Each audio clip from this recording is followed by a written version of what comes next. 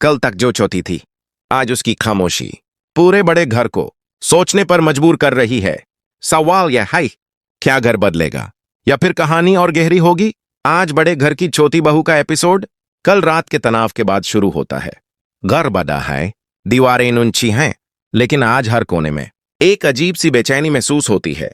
कल जो बातें कह दी गई थी, उनके असर आज सबके चेहरों पर साफ दिख रहे हैं।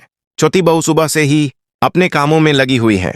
न कोई शिकायत, न कोई शोर, पर उसकी खामोशी आज सिर्फ चुप रहना नहीं, बल्कि बहुत कुछ कह रही है।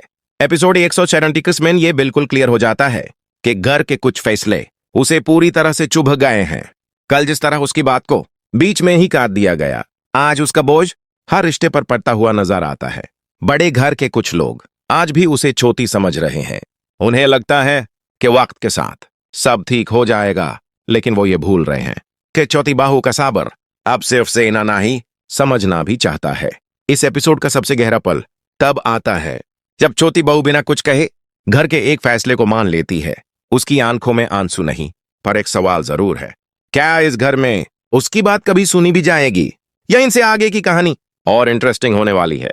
अगले एपिसोड में यह हो सकता है कि चौथी बहू पहली बार अपनी बात शांत तरीके से रखे। यह भी मुमकिन है कि घर के कुछ लोग उसकी अहमियत समझने लगें, लेकिन यह बिल्कुल नहीं होगा कि चौथी बहू अचानक बगावत करे या घर तोड़ने वाली कोई बात कहे। ना हाँ, यह मुमकिन है कि बड़े घर के सब लोग एक ही दिन में बदल जाएं।